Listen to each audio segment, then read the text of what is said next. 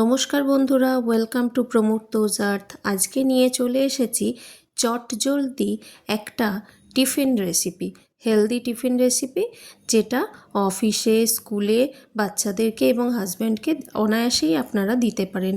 জলখাবারের এই চটজলদি রেসিপিটা পেতে আমার চ্যানেলটা সাবস্ক্রাইব করে রাখুন এবং পাশে থাকা বেল আইকনটি প্রেস করে রাখুন।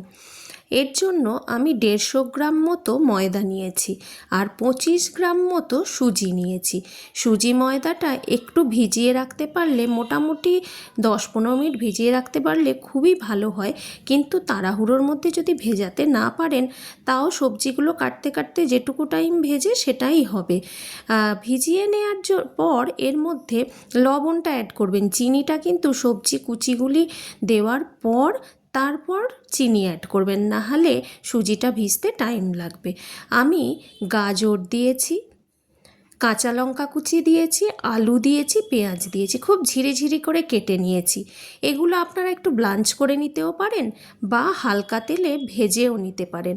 আর লবণ দিলাম আর গোলমরিচের গুঁড়ো দিয়েছি, আর তার সাথে চিনি অ্যাড করেছি। তাহলে ঝাল ঝাল আর নোনতা নোনতা সস দিয়ে এই রেসিপি খেতে গেলে আর কোনো তরকারির প্রয়োজন লাগবে না।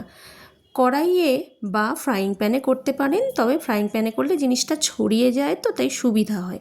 ফ্রাইং প্যানে আমি সাদা তেল দিয়ে নিয়েছি, ছোট্ট চামচের 1 চামচ মতো নিয়ে এই ব্যাটারটাকে বেশ পাতলা করে গুলে নিতে হবে। নিয়ে দিলাম, যেমনভাবে আমরা সরু চাকলি করি, যেমনভাবে গোলা রুটি করি, তেমনিভাবে একটা গোল ডাবু হাতার সাহায্যে এটা দিলাম 2 হাতা দিয়ে তারপর চাপা দিয়ে দিয়ে করতে হবে। এক পিঠ হয়ে গেলে আরেক পিঠ উল্টে দিতে হবে। এই চামচটার 1 চামচের একটু কম তেল প্রথমবার আমি দিয়েছি, আর উল্টানোর পর 2-4 ফোঁটা তেল ছড়িয়ে নিতে হবে। দেখুন এই তেলটা দিয়েছি, দিয়ে ভালো করে তেলটাকে নাড়িয়ে চাড়িয়ে চারিদিকে করে নিলাম। তারপরে এর মধ্যে ডাবু হাতা করে 1.5 হাতা কিংবা 2 হাতা দিলাম, এই হাতাটা করে, আর হাতা দিয়ে দিয়ে এটাকে আরও ছড়িয়ে নিলাম, বা ফ্রাইং প্যানটা নাড়িয়ে নাড়িয়ে আরও ছড়িয়ে নেওয়া যায়। যত পাতলা হবে ব্যাটারটা ততই ভালো। এবার পাতলাটা কতটা হবে, 2 হাতা দিয়েছি সেটা আমি দেখালাম। পাতলাটা কতটা হবে সেটা কিন্তু আপনাকে একটু আইডিয়া করতে হবে। প্রথম যদি দেখেন একটু মোটা মোটা হচ্ছে, তারপর একটু জল মেশাবেন, জল মেশানোর পর একটু লবণও মেশাতে হবে, নাহলে কিন্তু আবার লবণটা কমে যাবে। এই সেকেন্ড টাইম এইটুকুনি তেল দিয়ে আবার সেকেন্ড পিঠটা ভেজে নিতে হবে। সব সময় লো ফ্লেমে রেখে চাপা দিয়ে দিয়ে ভাজতে হবে, হ্যাঁ, যাতে ভিতরে সবজিগুলো, যেহেতু আমি কাঁচা দিয়েছি, তাই সেগুলো যাতে ভালো সেদ্ধ হয়ে যায়। আর যদি আপনারা ব্লাঞ্চ করে দেন কিংবা যদি আপনারা হালকা ভেজে দেন, সময় যদি হাতে থাকে, তাহলে এটা ভাজতে আরও কম টাইম লাগবে। সুজি কিন্তু খুব বেশি দেওয়া যাবে না, যেই পরিমাপটা বললাম এবারে সেটা কম বেশি আপনারা আপনাদের আন্দাজ মতো দিয়ে নেবেন। আর লবণ আর চিনিটা কাঁচা অবস্থাতেই একটু হাতে ঠেকিয়ে টেস্ট করে নিতে পারেন, তাহলে যারা প্রথম প্রথম রান্না করছেন তাদের ক্ষেত্রে সুবিধা হবে। উল্টানোর সময় খুব সাবধানে উল্টে নিতে হবে যাতে ছিঁড়ে না যায়।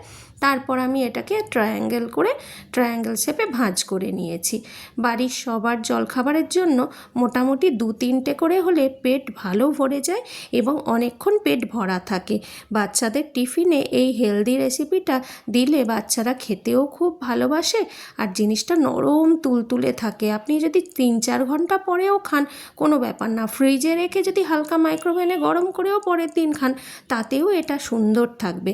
চটজলদি এরকম আরও রান্নার রেসিপি পেতে আমার চ্যানেলটা সাবস্ক্রাইব করে রাখুন, আর পাশে থাকুন, লাইক করুন, কমেন্ট করুন, তাহলে ভিডিও বানানোর উৎসাহটা আরও বেশি করে পাই, তাই না?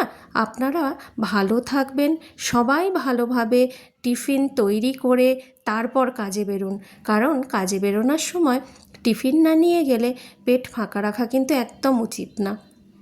তাই চটজলদি যে রেসিপিগুলো হয় সেগুলো ট্রাই করুন, কেমন? নমস্কার, সবাই ভালো থাকবেন, কেমন?